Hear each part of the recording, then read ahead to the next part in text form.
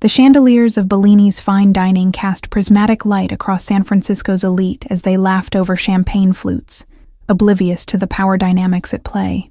In the corner booth sat Maxwell Gallow, his presence commanding attention without uttering a word, his cold blue eyes surveying his domain like a predator watches prey.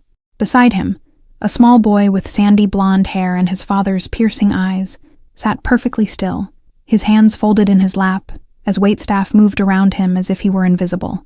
The boy's eyes followed everyone with an intelligence that belied his 7 years, though no one bothered to address him directly. Audrey Bennett wiped condensation from her brow as she balanced 3 plates of lobster risotto, her third double shift this week threatening to break her usually cheerful spirit.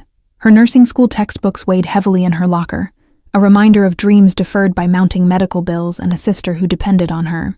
The restaurant manager pulled her aside with a barely concealed tremor in his voice, pointing toward the corner booth with a nervous flick of his wrist.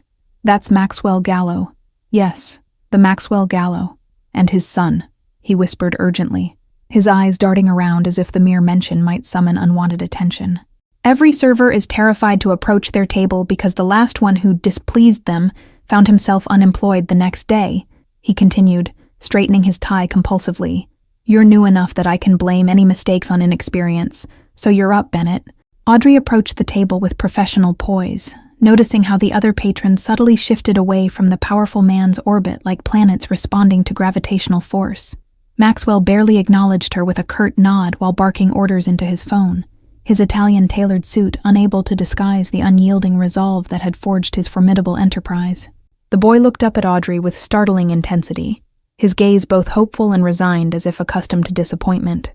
When she placed his dessert before him, he didn't reach for the spoon, and the father impatiently tapped the table before returning to his call.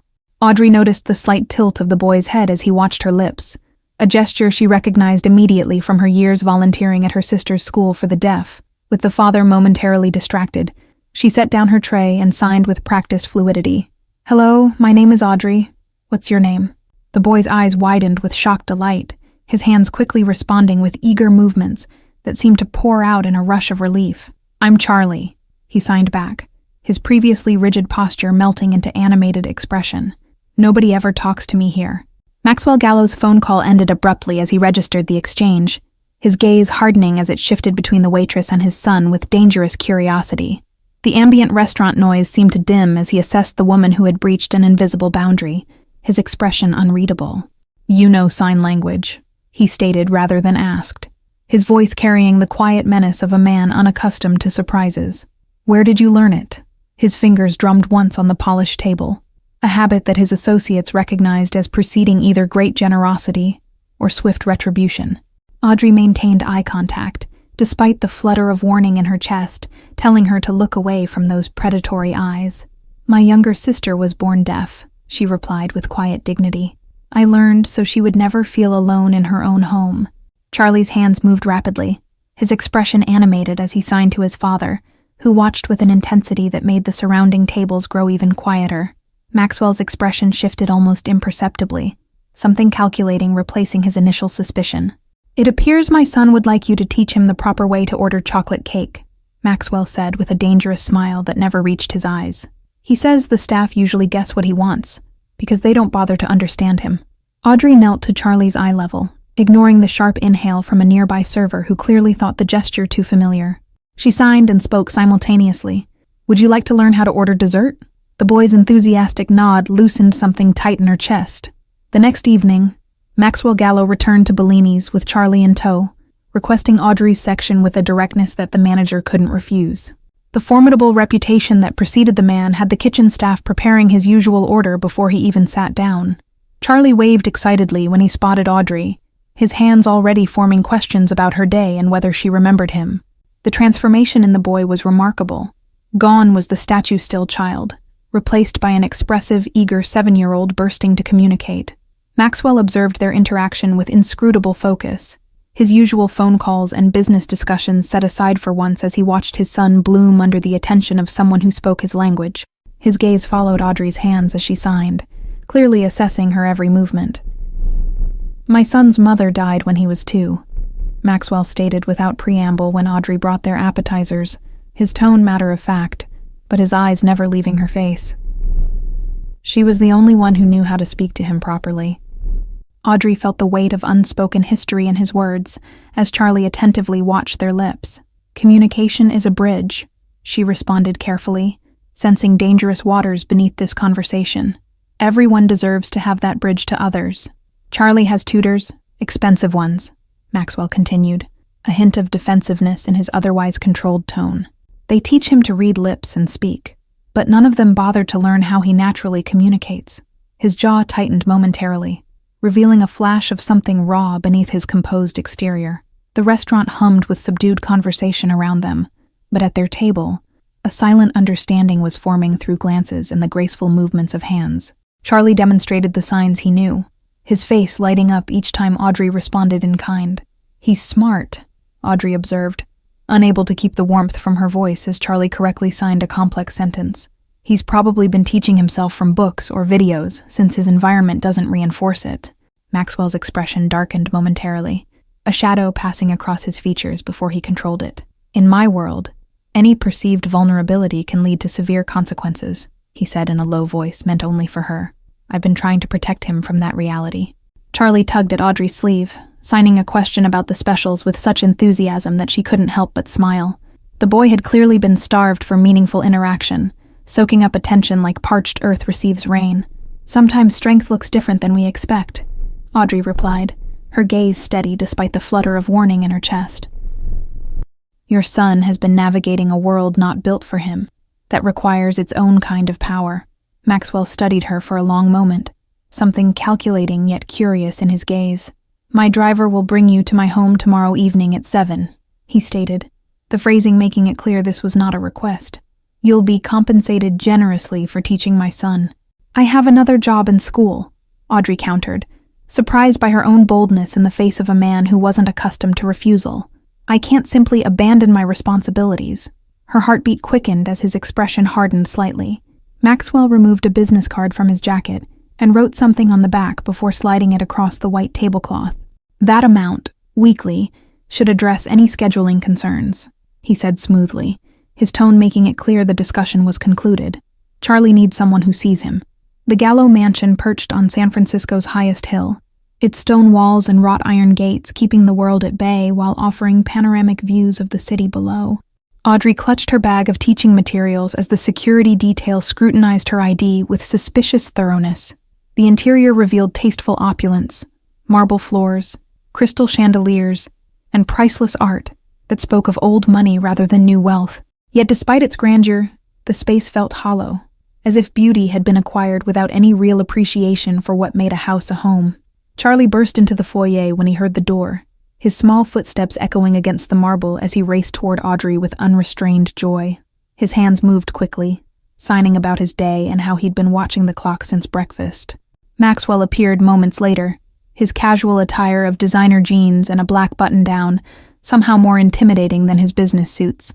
He watched their exchange with guarded interest, nodding a brusque greeting before leading them to a room that had been converted into a classroom.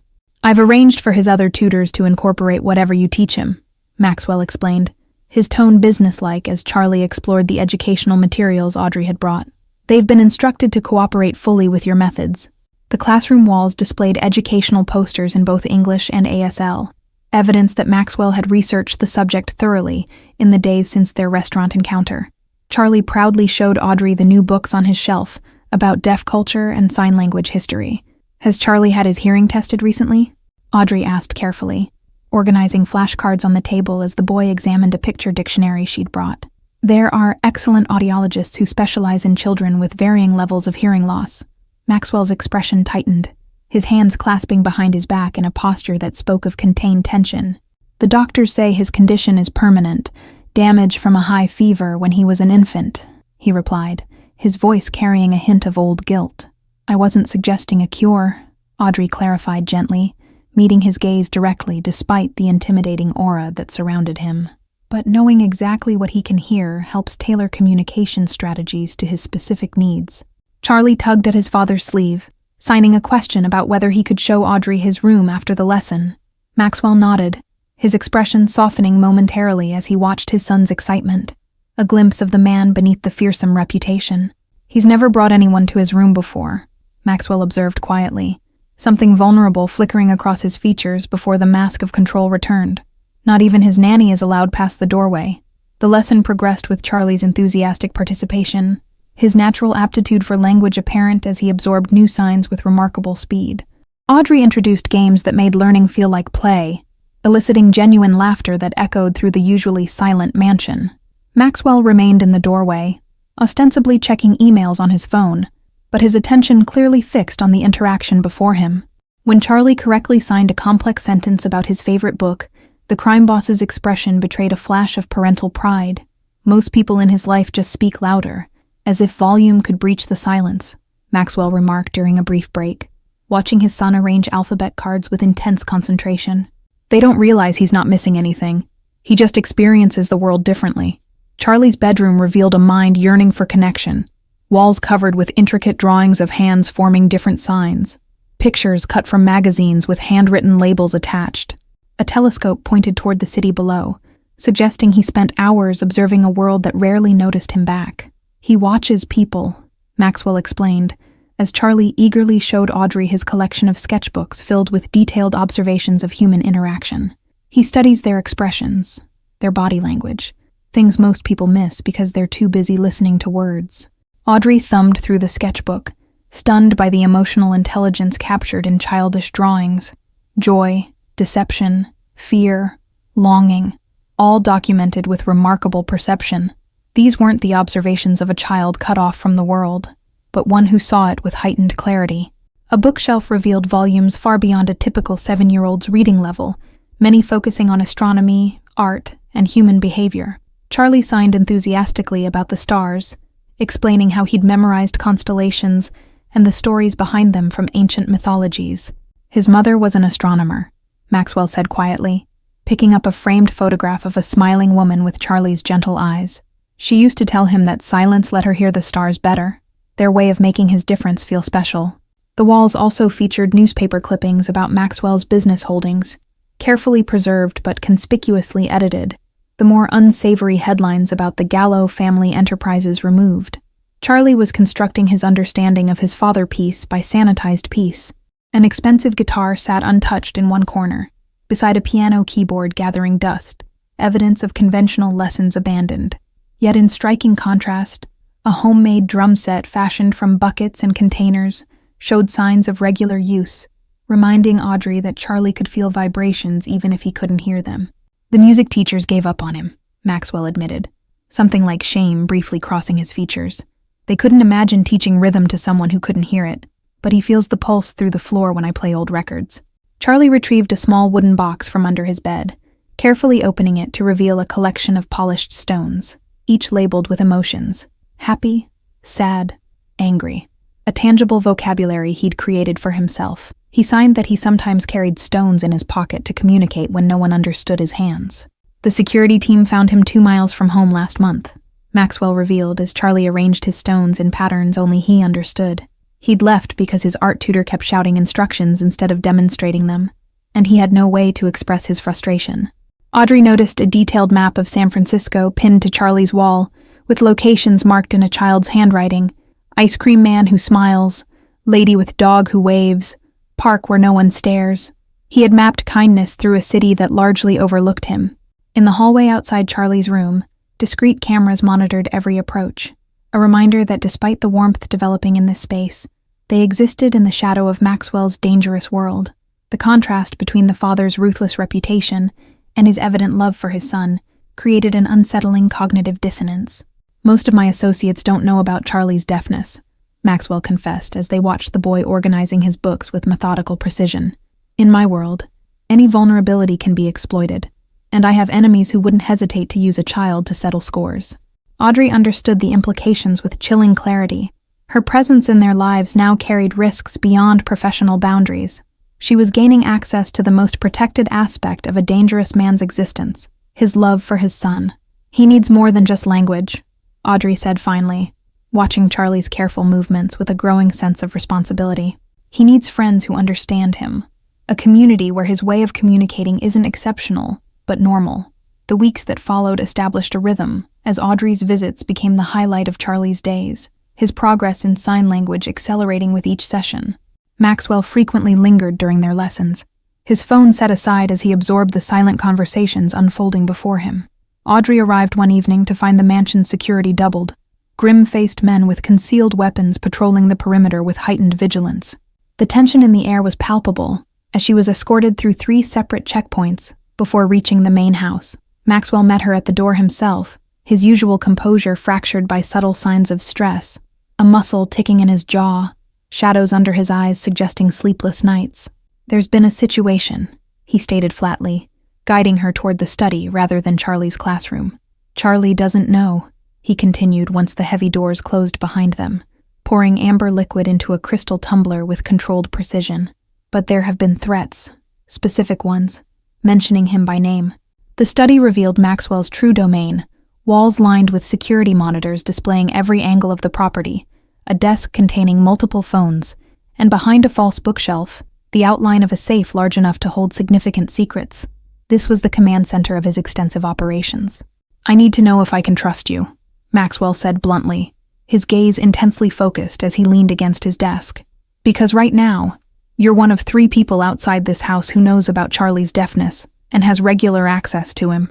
Audrey felt a chill race down her spine at the implication, suddenly aware of how deeply she had waded into dangerous waters. "I would never do anything to harm Charlie," she responded, maintaining eye contact despite her racing heart. The tension between them shifted subtly, the threat assessment in Maxwell's eyes giving way to something more complex as he studied her face for signs of deception. Their proximity in the dimly lit study created an unexpected intimacy, dangerous in its intensity. "I believe you," he said finally, surprising them both with the admission. "But these threats mean changes to security protocols. You'll be driven here directly from your apartment and back again. No stops, no deviations." Charlie burst into the study before Audrey could respond, his face lighting up at the sight of her as he signed rapidly about a book he'd been reading. The transformation in the boy over these weeks was remarkable, confidence replacing hesitation, expression replacing withdrawal. Maxwell watched their interaction with unconcealed fascination, something shifting in his expression, as Charlie demonstrated an elaborate sign story he'd created. The formidable figure was seeing his son through new eyes, recognizing capabilities where he'd once perceived only limitations. "I've been learning," Maxwell admitted quietly when Charlie left to retrieve his practice materials. "At night, after he's asleep, videos, books, anything I can find on sign language." He demonstrated a few basic signs with unexpected grace, for hands more accustomed to violence. The revelation of this private effort, this powerful man humbling himself to enter his son's world, created a seismic shift in Audrey's perception. The monster of reputation was revealing himself as a father desperate to connect with his child. Their lesson was interrupted by the sudden appearance of Maxwell's right-hand man, Paul, who whispered urgently in his boss's ear. Maxwell's expression hardened instantly as he transformed back into the influential figure, all traces of the vulnerable father vanishing behind a mask of calculated control. "Stay with Charlie in his room until I come for you," Maxwell instructed, his tone leaving no room for questions as security personnel materialized in the doorway. "Paul will escort you upstairs. Don't leave for any reason." 3 hours passed with Audrey and Charlie sealed in his bedroom suite, the boy blissfully engrossed in their extended lesson, while she fought to conceal her growing anxiety. The mansion had gone ominously quiet, the usual footsteps of security personnel absent from the hallway outside. When the door finally opened, Maxwell appeared different, his knuckles bruised, a small cut above his eye suggesting violent confrontation. His eyes, however, held relief as they found Charlie safe and animated, showing Audrey his star chart with enthusiastic signs. "It's handled," he stated simply, the weight behind those words carrying implications Audrey didn't want to contemplate. "You'll stay here tonight. I've had a guest room prepared, and your sister has been informed you're working late." Audrey felt a surge of alarm at this orchestration of her life without consent, yet the genuine concern in Maxwell's expression as he watched Charlie tempered her reaction. "My sister needs her medication at 9, she explained, torn between responsibilities to her family and the silent boy who had come to rely on her. Maxwell pressed a phone into her hand, an unknown number already dialed. "Speak to her," he instructed, stepping away to give an illusion of privacy, while remaining close enough to monitor the conversation. The voice that answered wasn't her sister's, but a woman who identified herself as a private nurse, explaining that she'd been hired to care for Amanda Bennett indefinitely. "Everything has been arranged, Ms. Bennett," the nurse said smoothly. "Your sister is quite comfortable and asked me to tell you not to worry."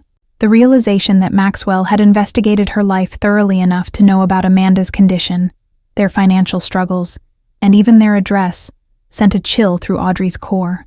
She had been naive to think she could maintain boundaries with a man who systematically dismantled them. "You can't just insert yourself into our lives," she confronted him, after ensuring Charlie was occupied with his telescope. "Amanda is all I have. I need to see her, to make sure she's okay." Maxwell's expression remained impassive, though something flickered behind his eyes, perhaps respect for her boldness where others would show only fear. "Tomorrow," he promised with surprising gentleness. "I'll have you both brought here after Charlie's morning lessons." Sleep proved elusive in the luxurious guest suite, Audrey's mind racing with competing emotions. Concern for her sister, uncertainty about her entanglement with the Gallow family, and increasingly, confusion about her feelings toward Maxwell himself. The man's complexity defied simple categorization, brutal in business yet tender with his son. Morning arrived with the scent of coffee and the sound of a helicopter landing on the mansion's private helipad, visible from her window. Maxwell stood on the lawn below, conferring with men in expensive suits, while occasionally glancing toward the house as if sensing her observation. Charlie appeared at her door, escorted by a housekeeper who signed a surprisingly fluent good morning before departing. The boy's excitement about having his teacher stay overnight was evident in his animated movements, his hands describing his plans for showing Audrey his favorite breakfast foods. The dining room revealed an elaborate spread that seemed excessive for a typical Thursday, until Audrey realized this performance of normalcy was for Charlie's benefit.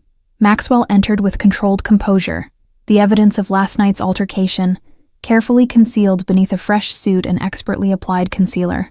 "Your sister will arrive in an hour," he informed her, while serving Charlie pancakes shaped like stars, a paternal gesture so at odds with his fearsome reputation that it momentarily disarmed Audrey's prepared confrontation. "She's quite impressed with her new nurse." Amanda's arrival transformed the dynamic completely, her wheelchair expertly handled by the private nurse as she entered the mansion with wide-eyed wonder. Charlie immediately approached her with curious signs, instinctively recognizing a kindred spirit in navigating a world designed for others. "You didn't tell me you were working for Maxwell Gallow," Amanda signed to Audrey with a mixture of awe and concern, her gaze taking in the obvious wealth surrounding them. "The same man who paid for my emergency surgery 2 years ago when our insurance denied coverage."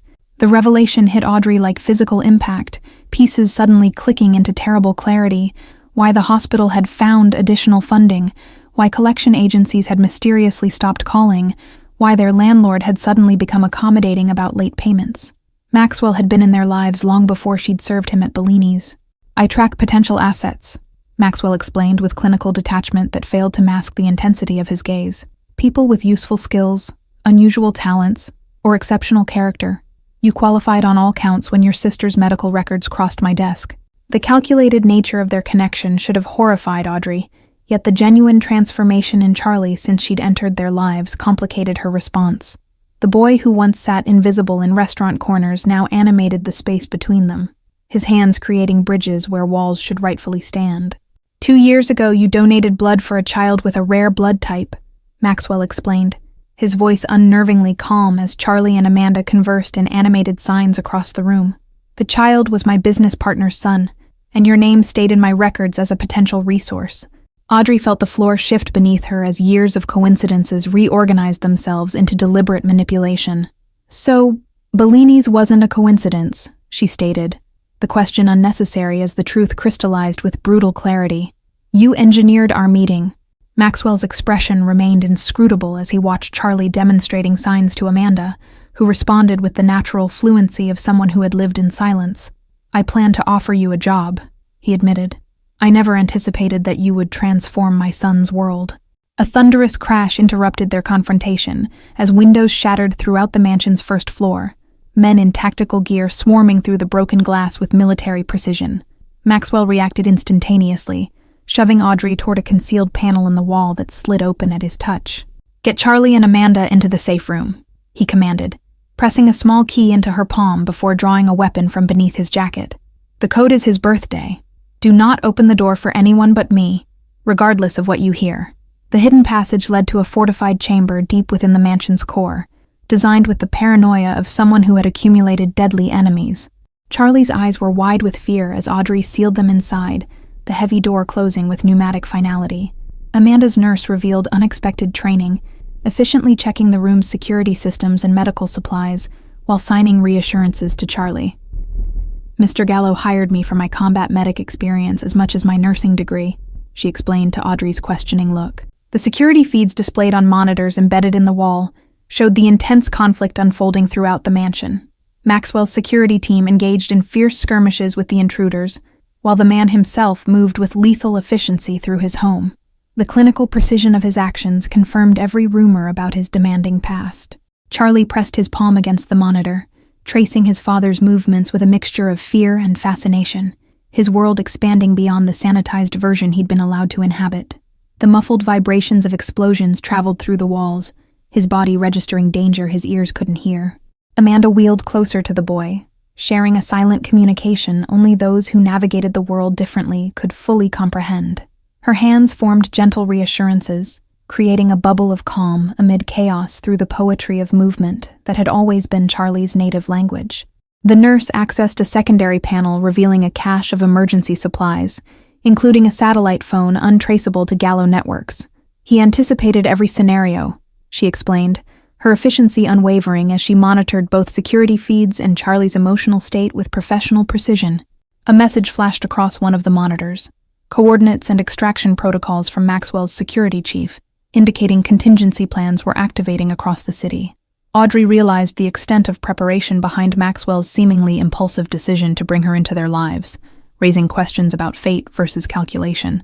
Charlie watched the screens with a complex mixture of horror and fascination, his father transformed before his eyes from protective parent to ruthless enforcer.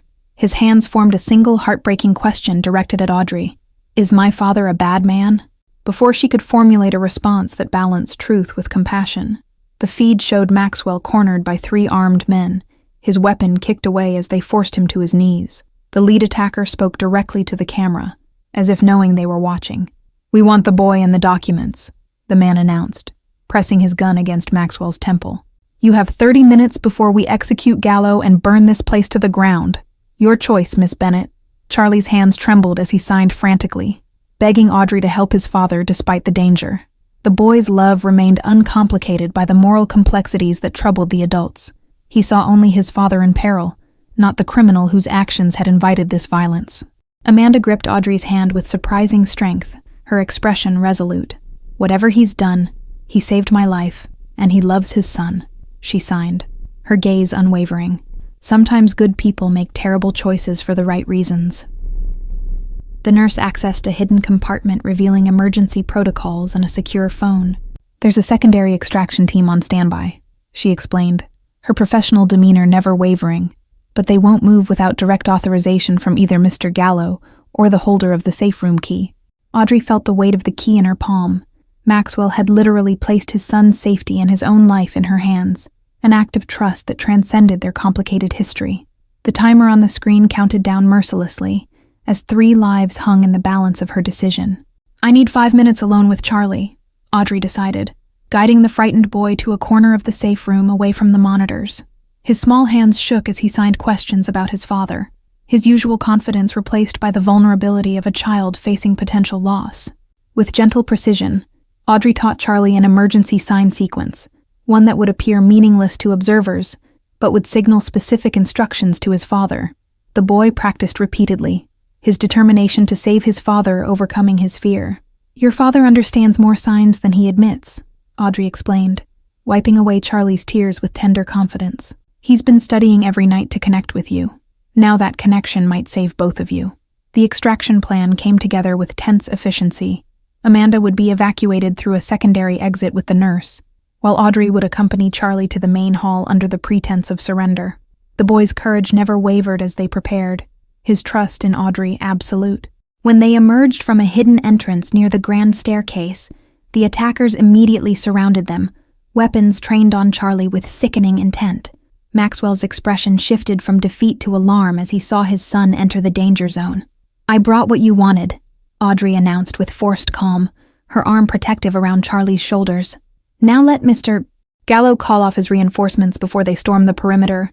You're surrounded, and only he can prevent your deaths." The leader hesitated, greed warring with suspicion as he assessed the waitress who showed unexpected strategic thinking.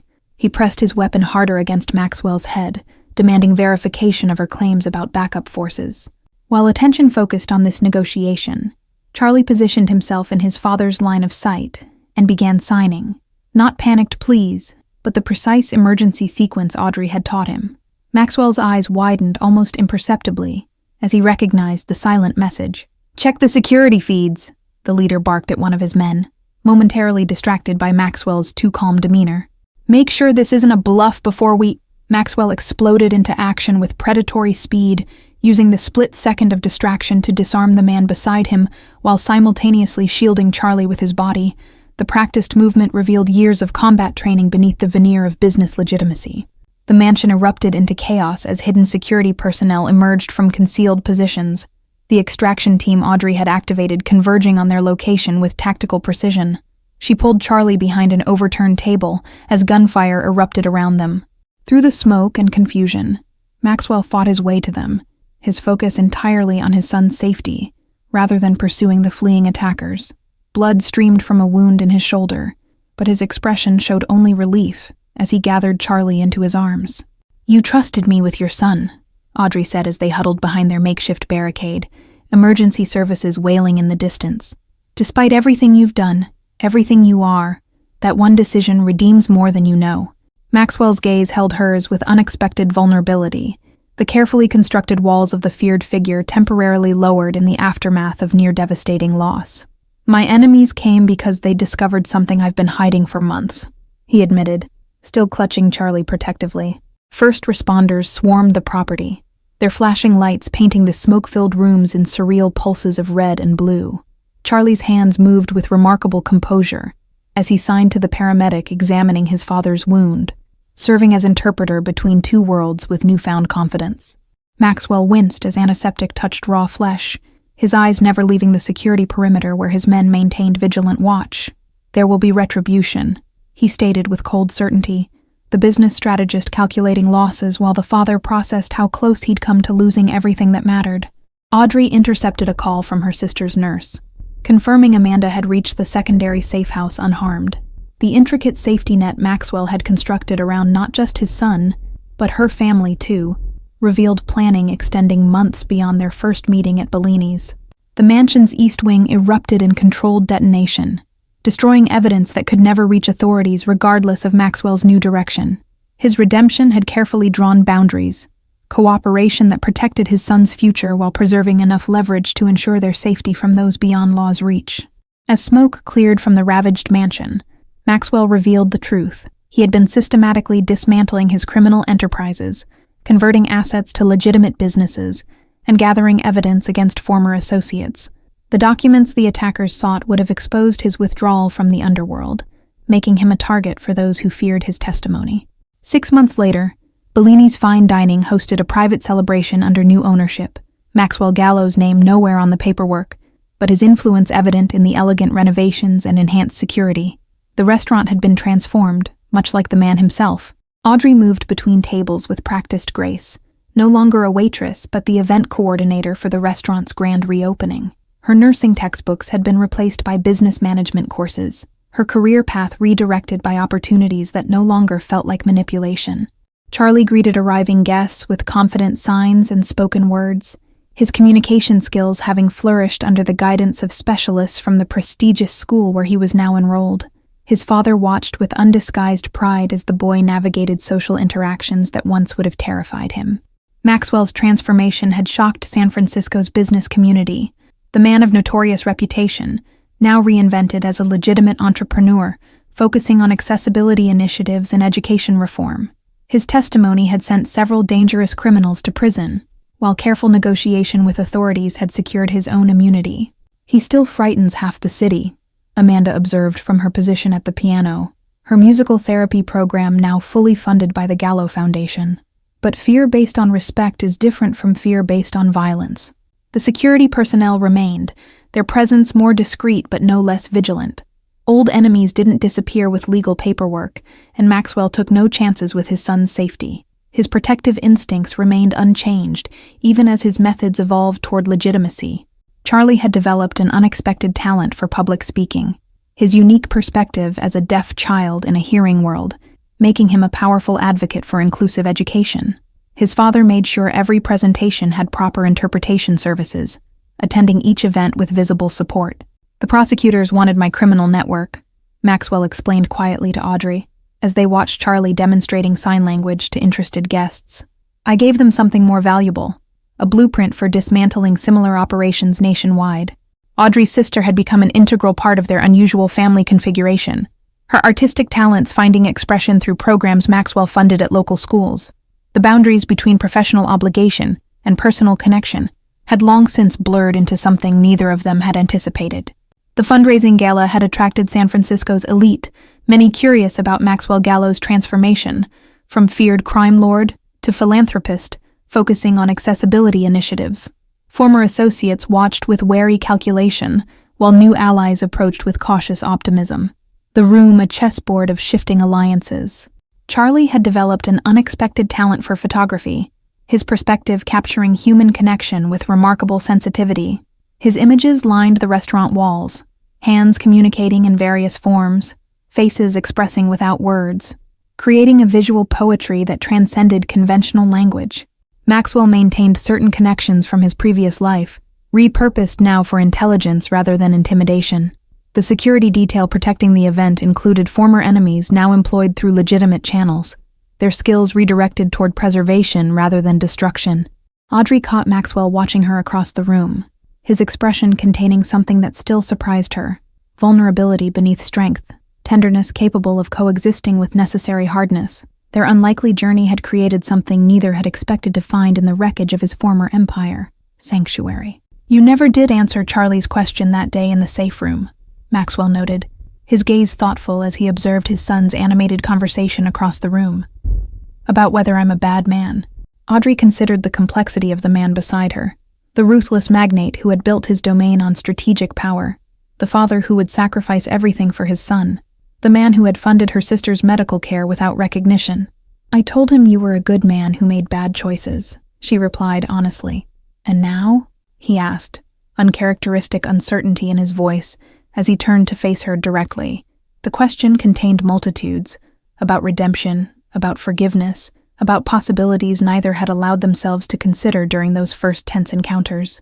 In response, Audrey's hands formed fluid signs that needed no verbal translation, her expression conveying everything her words might have failed to capture. Maxwell's fingers interlaced with hers, their complicated journey crystallized in that simple connection. Charlie bounded over to them with characteristic enthusiasm, proudly introducing them to his new teacher from the school for the deaf. The woman signed her congratulations about the restaurant's success, adding with knowing eyes that she'd heard their remarkable story from multiple sources. "People say we're an unlikely family," Charlie signed with innocent wisdom beyond his years. "But Dad says family isn't about matching appearances or histories. It's about who remains when the world goes silent." As evening light filtered through stained glass windows, casting prismatic patterns across the gathered crowd, Audrey reflected on the strange alchemy that had transformed their lives, how a simple act of communication in a restaurant had created ripples that ultimately changed not just one child's world, but an entire complex enterprise. Thank you all for following this story. If you're enjoying it, write in the comments where you're watching from, and don't forget to like, subscribe, and share the video, because your support is important for me to continue here.